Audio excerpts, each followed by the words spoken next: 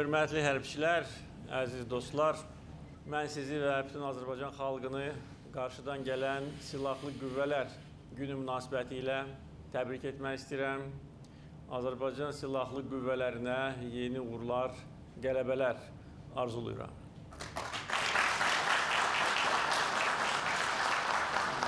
Bu gözəl bayram ərəfəsində biz Şirvan şəhərində müdafiə sənayesinin yeni zavodlarının açılışına toplaşmışıq. Bu əlamətdar hadisədir.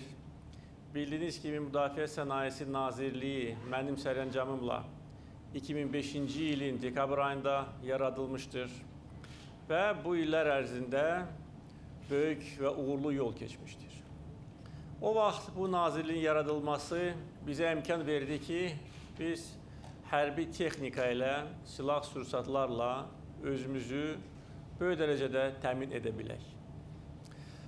Çünki o illərdə bizim böyük imkanlarımız yox idi. Biz xarici istehsalçılardan asılı vəziyyətdə idik. Bəzən hansısa silahları ala bilirdik, bəzi hallarda ala bilmirdik. Ona görə Müdafiə Sənayesi Nazirliyinin yaradılmasının əsas məqsədi idxaldan asılılığı azaltmaq, yeni iş yerləri yaratmaq və Azərbaycan silahlı qüvvələrini müasir texnika və silahlarla təmin etmək idi. Və bugünkü nailiyyətlər və reallıq onu göstərir ki, biz məqsədimizə çata bilmişik. Onu da qeyd etməliyəm ki, o vaxt bizim böyük vəsaitimiz də yox idi. Azərbaycan büdcəsinə əsas gəlirlərin əldə olunması 2006-cı ildən sonra başlamışdır ki, Bakı-Tbilisi-Ceyhan neft kəməri istifadə verilmişdir. 2005-ci ildə isə bizim maliyyə vəziyyətimiz bir qədər məhdud idi. Buna baxmayaraq, bu məqsədlər üçün, yəni bu nazirliyin formalaşdırılması üçün dövlət büdcəsindən kifayət qədər böyük vəsait ayrılmışdır. Və bugün nəticələr də göz qabağındadır. 30-a yaxın hərbi zavod fəaliyyət göstərir və Azərbaycan silahlı qüvvələrinin tələbatı böyük dərəcədə Azərbaycanda istehsal olunan hərbi məhsullarla təmin olunur. Bu illər ərzində 1200-dən çox adda hərbi təyinatlı məhsul istehsal olunur və demək olar ki, bugün Azərbaycan bu istiqamət üzrə də dünya miqyasında öz layiqli yerini tuta bilibdir. Azərbaycanda güclü hərbi sənaye kompleksi yaradılıb və Şirvan şəhərində bir neçə hərbi müəssisə fəaliyyət göstərir. Bu müəssisələrdə mənə verilən məlumata görə təkcə Şirvan şəhərində 1200 nəfər işlə təmin edilibdir. Hər bir ölkə üçün hərbi sənaye kompleksini yaratmaq üçün bir neçə vacib amil lazımdır. İlk növbədə vəsait lazımdır. Ondan sonra yeni texnologiyalar lazımdır. Yeni texnologiyaları əldə etmək üçün mütləq beynəlxalq əməkdaşlıq da yüksək səviyyədə olmalıdır. Kadr hazırlığı xüsusi yer tutur və bu istiqamətlər üzrə son illər ərzində ardıcıl fəaliyyət aparılmışdır və bugün Azərbaycan dünya miqyasında artıq hərbi sənaye kompleksinə malik olan aparıcı ölkələrin sırasındadır. Bunu eyni zamanda təsdiqləyən ölkəmizdə 2 dəfə keçirilmiş beynəlxalq hərbi sərgilərdir və Azərbaycan da öz növbəsində bütün aparıcı beynəlxalq hərbi sərgilərdə öz məhsulu ilə iştirak edir. Və bunun nəticəsində artıq biz nəinki özümüzü böyük dərəcədə təmin edirik, bizdə gözəl ixrac potensialı yaranmışdır. 2005-ci ildə isə bu barədə ancaq fikirləşmək olardı. Bizim bəlkə də təsəvvürümüzə də gəlmirdi ki, nə vaxtsa Azərbaycan o cümlədən hərbi məhsulları da ixrac edəcək. Bu artıq reallıqdır. İş yerləri təmin olunur, idxaldan asılılıq azalır, yeni texnologiyalar gətirilir, sənaye potensialı güclənir və Azərbaycan silahlı qüvvələri daxili istehsalla təmin olunurlar. Şirvan şəhəri də Bakıdan sonra Cənubi Qafqaz regionunda hərbi sənaye kompleksi baxımından ikinci yerdədir. Bu Şirvan şəhərinin inkişafına böyük dəstək verir. Şəhərin inkişafı ilə bağlı son illər ərzində çox önəmli addımlar atılmışdır. Sosial, iqtisadi məsələlər, infrastruktur məsələləri öz həllini tapmışdır. Şirvanda böyük elektrik stansiyası, Cənub elektrik stansiyası fəaliyyətə başlamışdır. Bir neçə il bundan əvvəl onun gücü hardasa 800 megavata yaxındır. Böyük həstəxana, Olimpiya kompleksi, məktəblər, mədəniyyət mərkəzi, digər sosial və sənaye obyektləri fəaliyyətə başlamışdır. Bugün də bu istiqamətdə işlər davam etdirilir. Qazlaşma Şirvanda 100% səviyyəsindədir. İçməli su məsələləri də öz həllini tapır və beləliklə hərbi sənaye kompleksinin də Şirvanda yaradılması şəhərə növbəti bir tövhədir. Biz silahlı qüvvələr günü ərəfəsində tam qətiyyətlə deyə bilərik ki, bugün Azərbaycan ordusu güclü ordular sırasındadır. Bunu həm biz deyirik, həm Azərbaycan ictimaiyyəti bunu görür və bilir və aparıcı reyting agentlikləri də bunu təsdiqləyir. Azərbaycan ordusu 50 ən güclü ordular sırasındadır. Ordu quruculuğu daim diqqət mərkəzindədir. Büdcəmizin ən böyük xərcləri hərbi xərclərdir. Bu da təbiidir, çünki biz müharibə şəraitində yaşayırıq. Ordumuzun maddi-texniki bazasının möhkəmləndirilməsi istiqamətində son illər ərzində çox böyük işlər görülmüşdür. Həm yerli istehsal hesabına, həm də xaricdən gətirilən hərbi texnika hesabına biz bugün təminat baxımından ən yüksək səviyyədəyik. Ən müasir silahlar, texnika, döyüş aparatları, təyyarələr, vertolyotlar, pilotsuz döyüş aparatları, artilleriya qurğuları, zirehli maşınlar, tanklar, toplar, hava hücumuna qarşı ən müasir qurğular, yəni bütün bunlar bizim hərbi gücümüzü böyük dərəcədə artırmışdır. Və bu istiqamətdə növbəti illərdə də ardıcıl iş aparılacaqdır. Bizim hərbi büdcəmiz kifayət qədər böyükdür və bu məsələ bizim üçün prioritet məsələdir. Çünki biz bir də demək istəyirəm ki, müharibə şəraitində yaşayırıq. Əgər müharibə olmasaydı, bəlkə də bu qədər vəsait də bu məqsədlər üçün ayrılmazdır. Ancaq müharibə bitməyib, birinci mərhələsi başa çatıb və biz daim hazır olmalıyıq ki, öz hərbi gücümüzlə işğal edilmiş torpaqları azad edək. Bununla bərabər son illər ərzində hərbçilərin xidmət və məişət problemləri də öz həllini tapmışdır. Son illərdə bir çox hərbi bazalar, şəhərciklər istifadə verilmişdir. Hərbçilərin xidmət şəraiti böyük dərəcədə yaxşılaşmışdır. Məişət şəraiti də yaxşılaşır.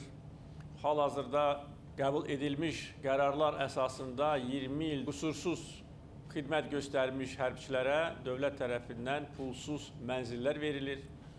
Bu da hesab edirəm ki, dünya miqyasında çox nadir hallarda müşahidə olunur.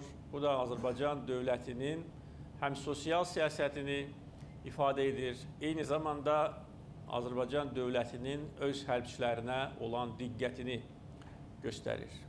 Ordumuzun döyüş qabiliyyəti yüksək səviyyədədir, vətənpərvərlik ruhu yüksək səviyyədədir və bunu əyani şəkildə təsdiqləyən təmas xəttindəki vəziyyətdir. Bugün biz təmas xəttində tam üstünlüyə malikik.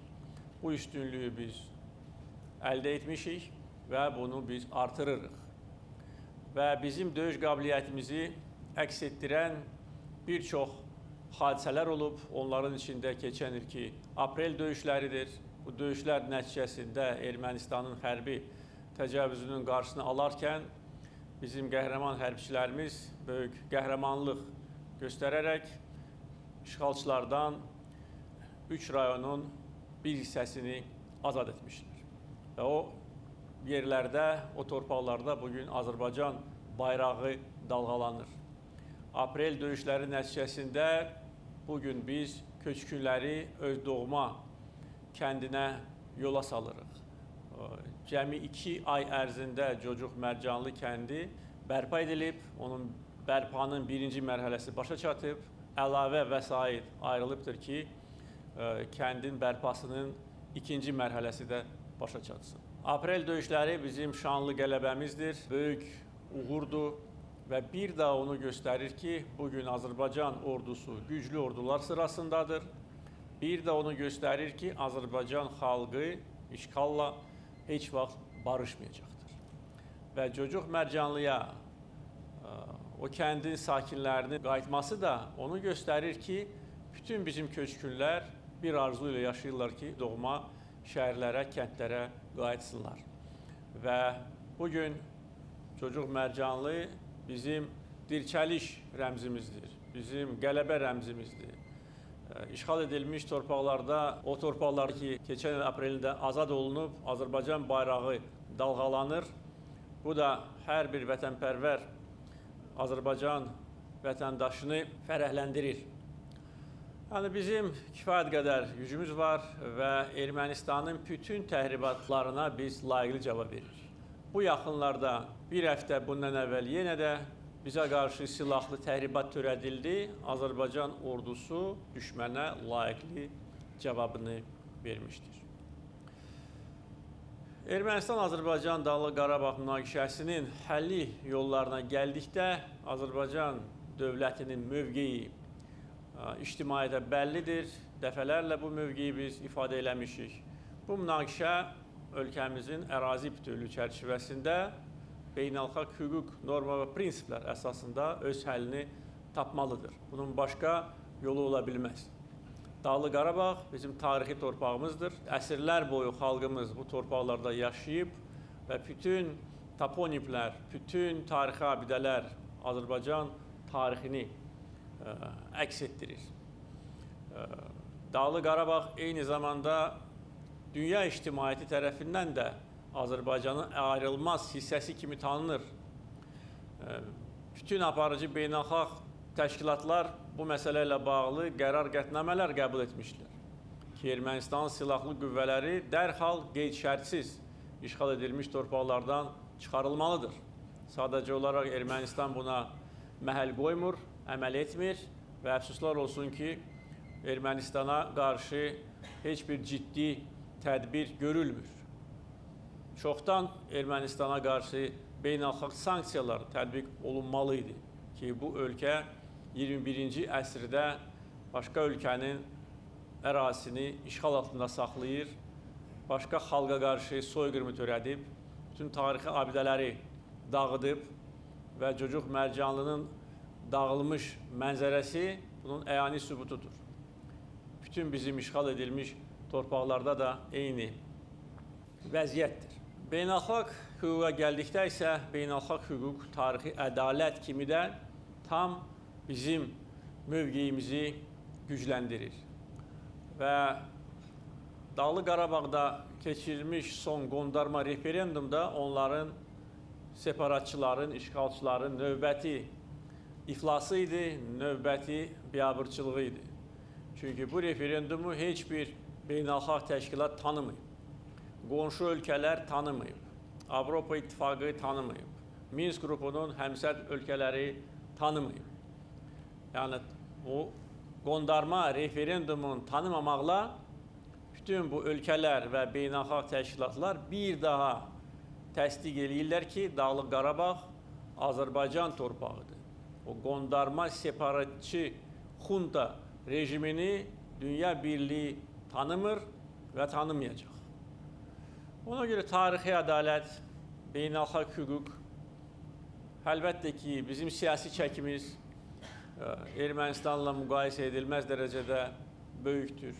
Bizim iqtisadi gücümüz qat-qat Ermənistankindən artıqdır.